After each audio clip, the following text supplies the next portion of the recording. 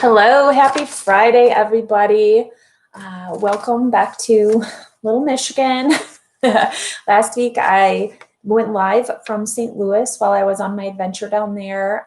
It was a really great trip down there. Got to meet a few viewers, went to Hughes Alternatives, which is a water cremation, an alternative type of funeral business. So they focus on cremations and water cremation especially.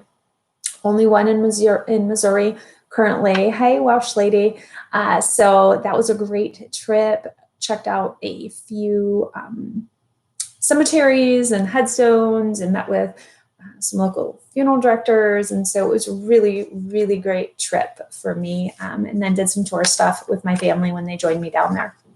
So back here in Michigan and hitting it head on. Back to the rainy, cold fall of Michigan. So a lot scheduled for the next 2 weeks. A lot. So many crazy videos coming up. Trying to have a little fun around Halloween time next week. So I have some fun videos in store for you that are a little off the beaten path that I'm going to be doing just to have some fun for Halloween. So hope you guys will be enjoying those. I'm going to film later today, some things at one of my friends' funeral homes, and just get some good content for you. So I had some viewer submitted questions, and one of them was, who brings in the clothing when somebody dies? Who provides that? Is that something they buy? Is that something the family brings? Do you select it from their clothing that's at their house? How does that get to you? Back in the day, there used to be funeral garments that a funeral home would buy dresses and suits and things from companies. And so when the family picked out maybe the casket and such, they would pick out a burial garment for their loved one, which was often these really like pink and blue dresses that were super fancy, and then, you know, suits and such for the gentlemen. So there were really these specific categories that these clothing came in. I don't know the last time I've ever seen anybody buy clothing from a funeral home. You will get sometimes people donate suits and things to funeral homes. So they have some closet with some things that have been donated for maybe somebody who's indigent, maybe who's somebody who doesn't have, you know, a burial suit or something. But you don't have to bury people in suits anymore. That was kind of the old school way of burying. You buried them in their Sunday best.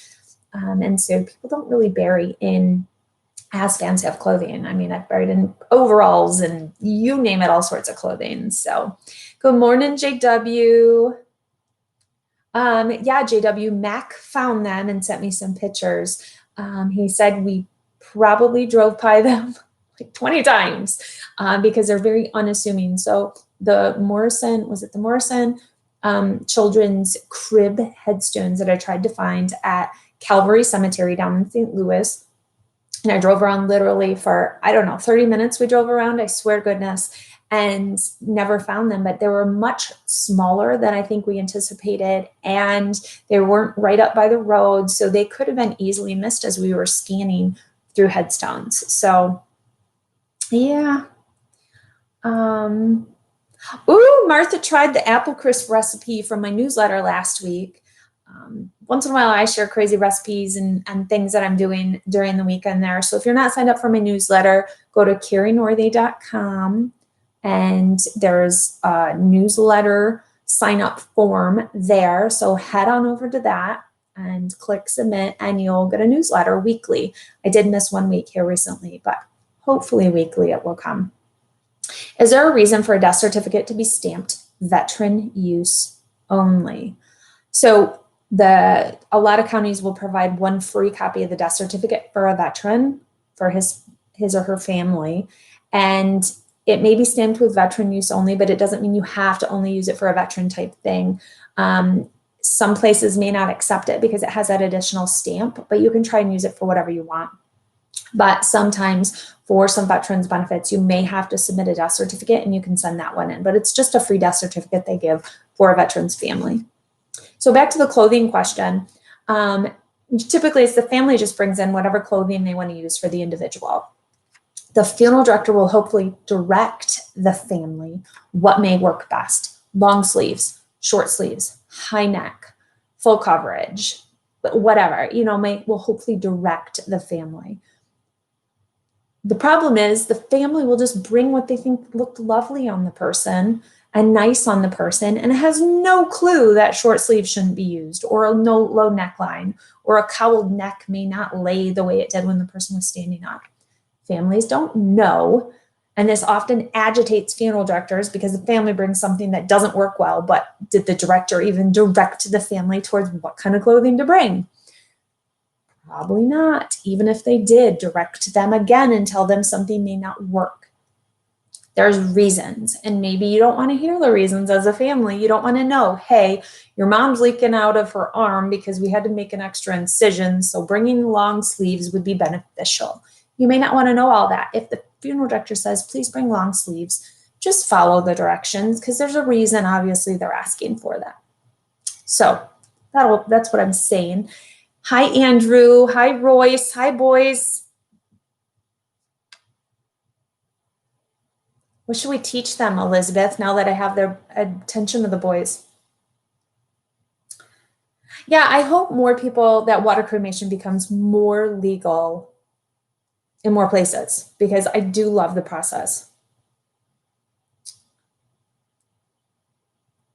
I work in a funeral home and the family picks out the clothing from their home, or they go to the store and we provide clothing to the family if needed. And Kari's correct. Thanks, Dominic. Yeah, like undergarments, though, the family doesn't always think that they need undergarments. So the funeral home may put a clean pair of undergarments, like underwear or bra or socks or something, on the individual. Bring undergarments. We will use them. The one thing, though, what was I going to say? Kari's correct. Oh, I had a thought. I was going to say something. The clothing, funeral home, go to the store. Yeah, a lot of people go buy new clothing, and I try to direct them to always buy a size up, because will often fit better than the actual size the person was wearing at the time they died. Your body is not in the same shape it was when you're standing up as when you're laying down. Things spread out differently. Your body settles differently. So one size up will always fit better on that individual. It's easier to tuck things in around to look like it fits, rather than try and make something smaller fit a different shape that's bigger. We have black suits for men. Have you ever gotten into or witnessed a quarrel between the funeral staff? Oh, a quarrel better before the funeral staff or with the funeral staff that got ugly? Which one do you mean, Joe? Like the funeral people are arguing, or the family's arguing, or somebody from the family's arguing with the funeral home? Yeah, coming soon. In maybe a few weeks, just because of how much I'm recording these couple weeks, and then I got to get editing. A former funeral director friend who is closeted gay man. Well, I'm sad that they have to be in a closet. They need to, and I hate that term, but be out, be proud, live your life. No, I do not agree with that. He said Leo's asking that the guy says that he can't be who he is because the industry has not been good for gays. No, I don't agree. I know so many men who are homosexual in this business that I don't know how it's not good. I think they're the perfect mix because they have some of the feminine compassion and things that make females so great for the business, but they also have the male visual, which is sometimes more acceptable, especially to some of the older generations. So it's like the best of both worlds to have a gay funeral director, honestly. In my opinion, I've been asked that before, but I think it's really that perfect middle line for a lot of things that both sides battle in terms of acceptability, where sometimes women are what people want more because of that gentler, and you feel like you can hug them a little bit easier. And, some of that part of it where men are sometimes, oh, they can lift, or, oh, that's who we stereotypically would think we're going to encounter at the funeral home or whatever. And a gay man for that middle road is kind of that perfect mix. I don't know if that makes sense, or I'm sure I offended somebody, but please tell me what's to be buried within a certain amount of time because she was Jewish. This came up a lot since RBG was Jewish. Wasn't she supposed to be buried within a certain amount of time and embalming and all these things? It depends what division of the Jewish faith she was in. Just like with Christianity, you could be Catholic, you could be Pentecostal, you could be all of these different denominations, where Jewish is kind of the same thing. You have a lot of different variations of what practices they follow. So yes, there's some Jewish parts of it that they maybe needed to follow, but that they maybe didn't also, just because of the type of service that she had earned through her work and everything. So maybe her family chose to honor both sides of that. So I haven't heard all of the follow-up from all of that either. So if I get more information on that, I'll do a 2-minute on all of that. When someone dies out of state or country and needs to be shipped or flown back to home, does the person need to be embalmed before being shipped home? It's a great question. We get that a lot, especially right now with COVID. It depends on the state or the place you're being shipped from and to. If I was to die in Illinois, let's say, and wanted to be brought back to Michigan and embalmed here, I can. You need to check with each state you're going into and coming out of. States have their own rules of whether an embalmed or a deceased needs to be embalmed leaving or coming into those states. Like Kansas, I believe it is, you need to be embalmed to come into that state. And I think going out of as well. It's kind of protecting themselves from, anything that they think embalming may need to be protecting. And so Michigan is not like that. You can bring somebody in without them being embalmed. They can go out without being embalmed, depending what state they're going to. So just have to check the state laws. Like we've talked to Melissa down in Texas. She often flies people unembalmed up to Missouri for water cremation at Hughes Alternatives. Do not need to be embalmed to do that. So always checking the laws and checking the state.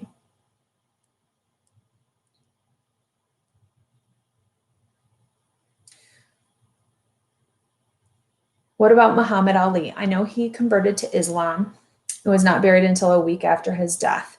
Kind of the same thing, I think, Kali. I know I have an article, I think I still have it, from the funeral director that cared for him, wrote this awesome article after his death. I'll have to find it, read it over, and get back about that as well. Is the bottom of a casket textured, flat, grooved, finished, unfinished?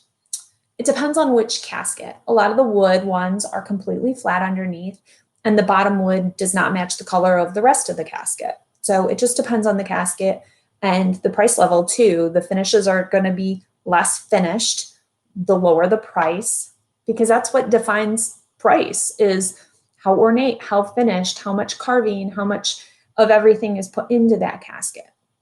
Metal caskets often have a groove underneath in them. So if you look at them head on, like the side will go like this, and then it'll have this groove in it. So oftentimes if we set that casket on a church truck, which is that cart that we take to a church or to somewhere to set up the casket, the little, what are they called? The little like rubber stoppers on the top of the church truck. Sometimes they'll land both right in the grooves, because the groove is around the whole bottom of the casket. And sometimes they are just off enough that one will be in and one will be on the base. So the casket sits a little crooked. So you have to make sure they're either both not or both in. So it's just a setup thing that we run into, that we have to make sure that the casket's level because of those rubber bumpers that are on top of the church truck and the groove in the bottom of especially a metal casket. Hey, Tiffany, how are you? Are more states allowing natural or green burials? So when you're asking me questions about natural or green burials, Define what you mean by that. And I say this a lot because it is a broad term now being used. It could just mean you're not embalmed. It could mean you don't have a vault. It could mean you're buried right into the ground in a shroud. It could mean you're out in the woods and there's no headstone even. So it's a broad term when you mean natural and green burials. States are getting more spaces that are allowing for shroud burial. So no vault in the certain sections of the cemetery, shroud burial right into the ground. It is becoming more, accessible to people that want that type of burial. But there's areas that's not mainstream at all.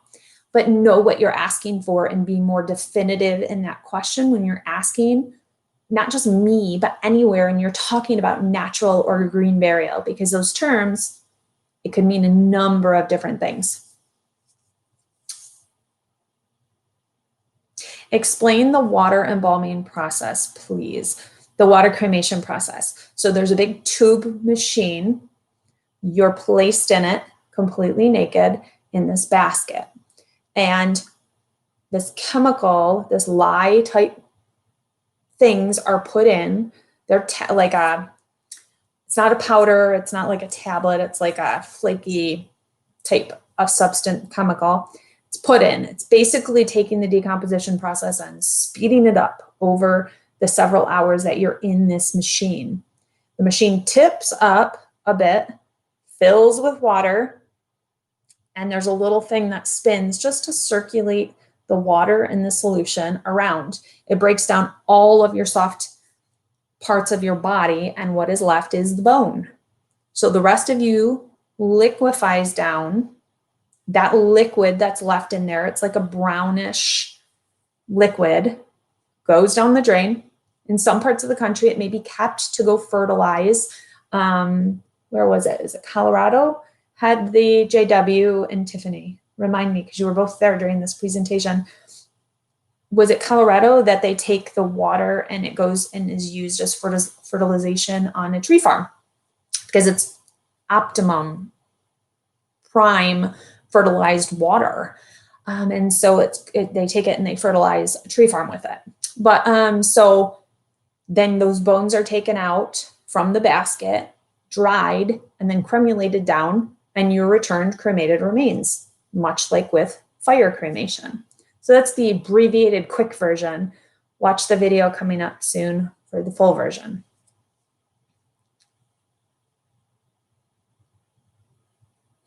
Tiffany's asking, and she works at a cemetery. We have a baby funeral at work next week, a 5-month-old. Why are infant caskets a vault casket combo? Is it due to size? Typically it is due to size and also cost. A lot of families burying babies, you don't have life insurance on your baby, typically right when they're born. You may get it later as they're growing as an infant, but not right away. So cost is a big factor as well. But you also, because of their size, that casket, if you just buried a casket, it's not going to displace the ground like a large casket of an adult would. So the vault is not doing the same thing in its full capacity as an adult vault would be. So they make those casket vault combos. It's this hard plastic that is the base and the baby sits in, and then there's a hard lid that goes over, and it's a combo unit.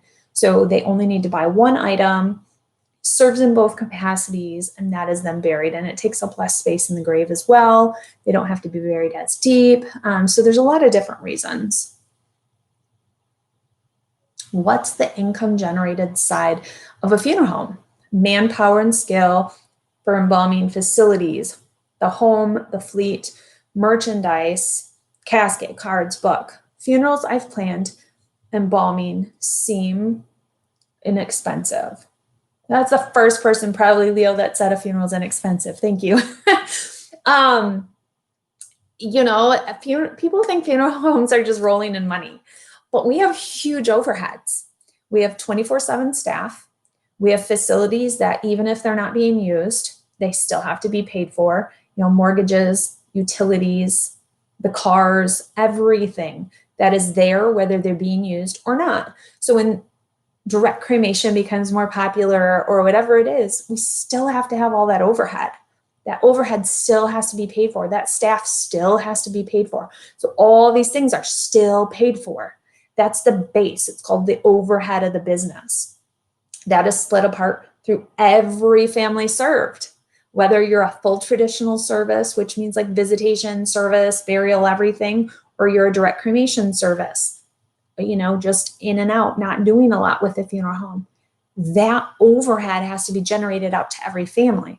That's why some facilities have a base cost that's higher than another building that might just be a storefront that does a lot of direct cremation, and they don't have a fleet of vehicles and a huge staff and a big facility that they have to pay for all the time. So that's where this huge differentiation, and sometimes that basic service fee comes in, is you have different types of funeral service businesses.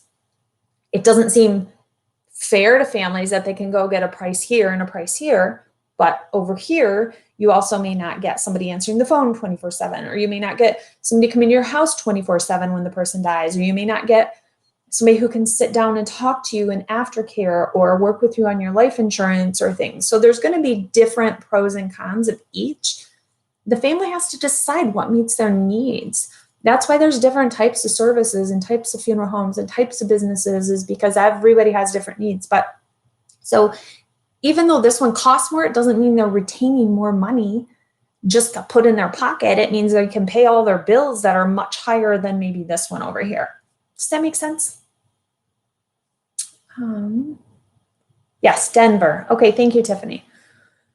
Water cremation costs the same as fire cremation. Same exact cost. However, because it's kind of a commodity, what we are seeing, and from talking to places, some places are charging a premium price for water cremation than other places. It literally costs the same price from the facility standpoint for water or flame cremation. So you shouldn't see an increase in price. The only thing that will be added on for that water cremation is possibly transportation. If the closest facility is 3 hours away, you're going to have to pay to get transported to it. That should be your only additional that you see. No, it doesn't hurt the water system at all for your embalming,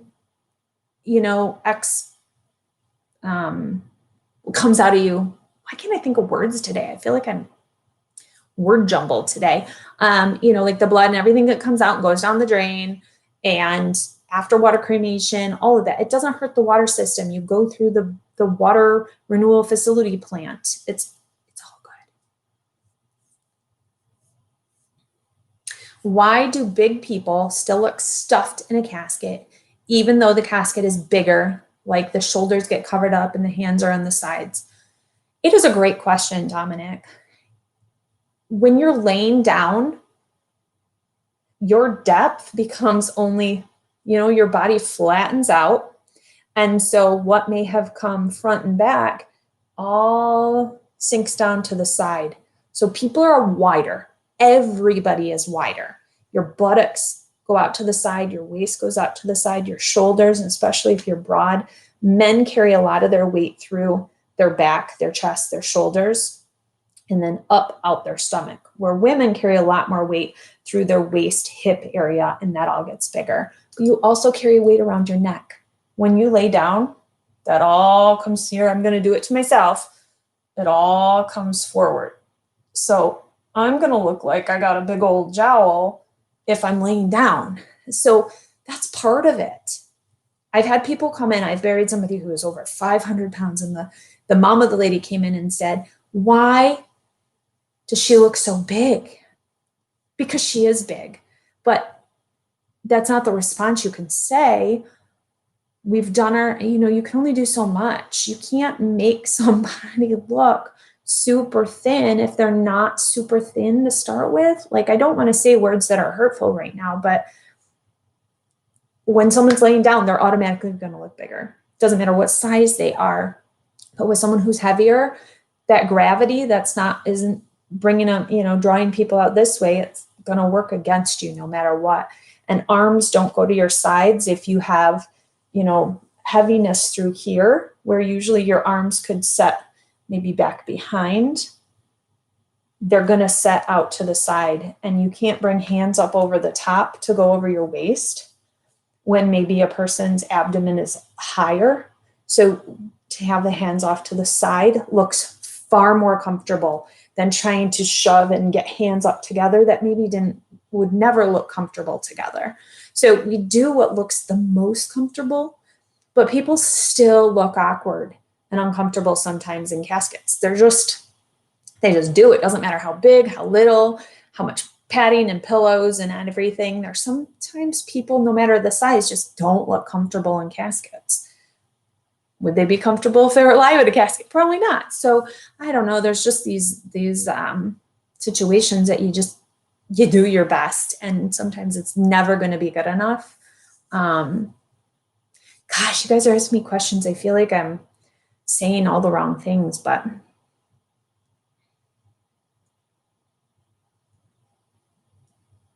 yeah, honey, you're going to have a shipping cost when you have to ship the cremated remains back. So that's going to be about $60 to $70 typically, and to ship cremated remains. So you're going to have the travel and the shipping of cremated remains. So maybe add, $500 to $800 more, if that. So it just depends, but it's not going to be exponentially more, but the process itself is not more. Water cremation is like 7 to 12 hours. It depends on the place and the type of machine. Why did my grandma's fingers look wrinkled and prune-like?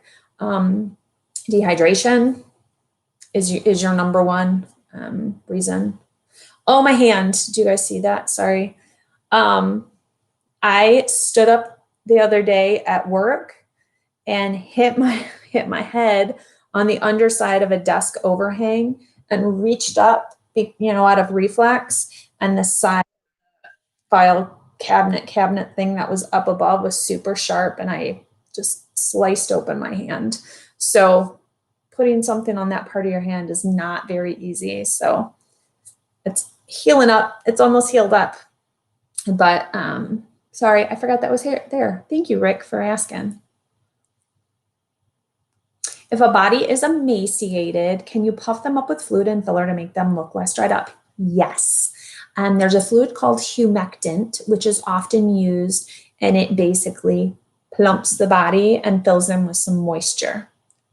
And it works pretty well. If not, you can use tissue filler, which you inject with a syringe to plump up the tissue as well. How would you go about having a funeral for someone on the same day they died? So that happens when we bury someone who's Muslim. That basically everything stops and someone is focused right on that family. In our one area, we have a cemetery that is where everyone is buried at in a certain section. And so they're called right away. We go on alert right away.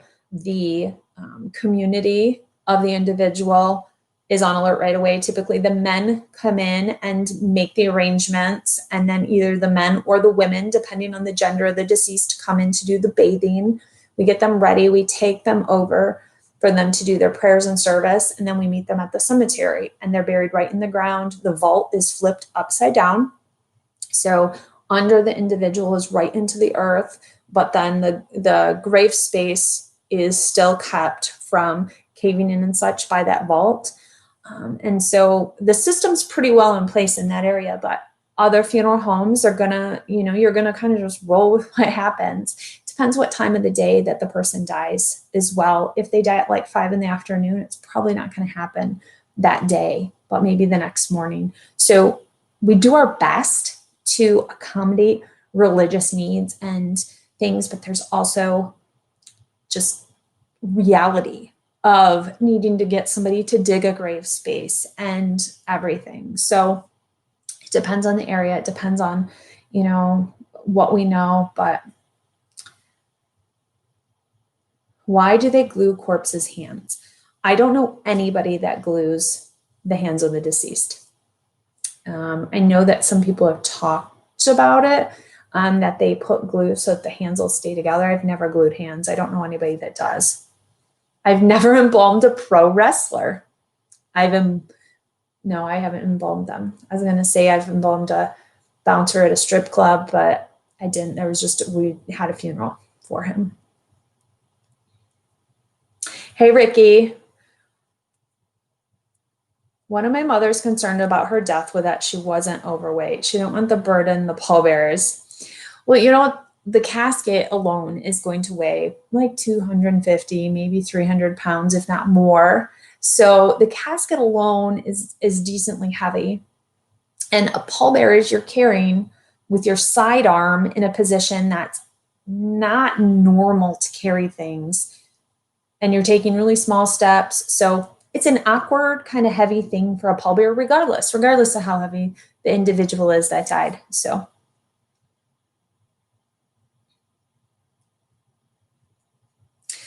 Well, that's a great question too, Leo. Water or fire cremation of obese individuals, as in 500 pounds, what do you feel would be better? Well, water cremation machines cannot hold as large of people as fire cremation can. A lot of the new retorts are like 900, some up to 1,200 pound retorts for fire cremation. However, a water cremation, the tube is very small. And the person has to fit within that basket in the tube. So 400 pounds, I've heard from several people that have water cremation places, is about the max. And it depends on how that weight is dispersed on the person, obviously, but you can only go to a certain size capacity. It's not even just pounds, it's size capacity of fitting the person into the machine. Thank you, Angela. If a state mandates the use of a vault and the family cannot afford the extra cost, what happens? Well, a state does not mandate the vault, typically. It's the cemetery requires it. And if the family can't afford the extra cost, okay, it's one part of it. So, you know, even if you did it at cost, sometimes it's only like $300-400 for that. So it's not adding a huge additional cost. If they can afford everything leading up to it, then maybe cutting something somewhere else to be able to afford what they're requiring might have to happen. Okay, Diana. Yeah, I'm not sure. Did you like try and pull his hands apart and they were glued together? It's probably for positioning reasons that maybe his arms weren't staying together or something, that they use glue, and that might be just how they do it. I don't know, honestly, anybody firsthand that uses glue on the hands. I'm sure there are people because I've heard of it. I just don't know anybody who does it.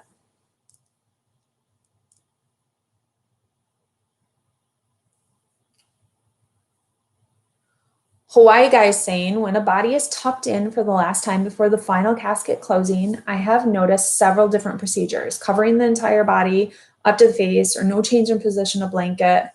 So yeah, it depends on who's doing it. Some will take that overlay off the casket and just roll it up and stick it down by the feet. I use it a little more like a blanket to cover the hands and part of the body. I mean, the thing when it's turned to the side is only so long. It's not going to cover the whole body. I think it'd be weird to cover up a deceased face, but I can see some people doing that. So yeah, it's all up to the funeral director that's doing that part of it, that's tucking the individual in and what they do. There's no set way. Yes, so the one aquamation machine we just saw last week at Hughes Alternatives was prototype machine number 1. First one that was ever made, and that he has that machine. So it was definitely for smaller size. I'm in touch with BioResponse, who makes the machines. And so I will be going to their facility and talking to them about water cremation machines here eventually. So it's just getting it scheduled in. But we've spoke several times, and I cannot wait for you to be educated by them because they know their stuff, obviously, since they're making the machines. What time? All right, one more question. Yes, Matt, that is correct. Water cremation is just a sped up process that occurs naturally in the earth. So it's essentially decomposition, just amplified by some chemicals. That's why people, if they're trying to get rid of bodies on all the crime shows, is they cover the body in lye because it breaks down that body so much faster. So thank you guys for asking questions. As always, if you have an immediate question that you want answered, don't send it to my Facebook Messenger. Don't Instagram it to me.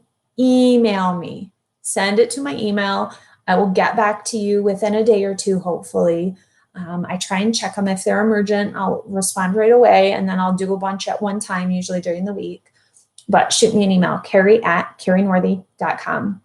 Make sure you subscribe. Click the subscribe button right now. I don't always ask and tell you to do that, but I have a little goal of trying to get to 60,000 subscribers here within the next few days. So my little secret goal I have. So if you could help with that, click subscribe right now. Share a video on your Facebook. Share a video somewhere so somebody sees a video and gets drawn into this channel and will subscribe. Help me get to my 60,000. Also, here's a call out for you guys. Next week, I'm going on a road trip to do a video. I'm coming to Dubuque, Iowa. You knew I had to say Dubuque at some point. I'm going to be in the car for 12 hours. I need to fill my time. I need new podcasts to listen to. So drop your ideas of podcasts in the comments section. However, if you listen to a podcast and you think, you know what, Kari the Mortician needs to be a guest on this podcast, email them, tell them, hey, call Kari the Mortician. She needs to be a guest on your show. Maybe I can do some podcast episodes with some people while I'm driving next week, guys. Help me fill my time. 12 hours of driving by myself. It's a long road trip. But help me fill my time. Help me get to be a guest on a show. If you line me up to be a guest on a podcast somewhere, I will send you a free mug. Let's do that. That just came out of the blue, but why not?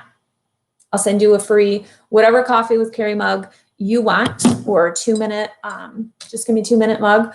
I'll send you a free one if you can help me get to be a podcast guest on somebody's show. Help me fill my 12 hours. So I will talk to you guys next week live, next Friday. Ooh, it may not be next Friday morning because one of my videos I'm shooting for the Halloween fun coming up is then, but I'll go live at some point next Friday. So thank you for your support, for all you do for me to help me bring back more for you. I'll talk to you guys soon. Bye.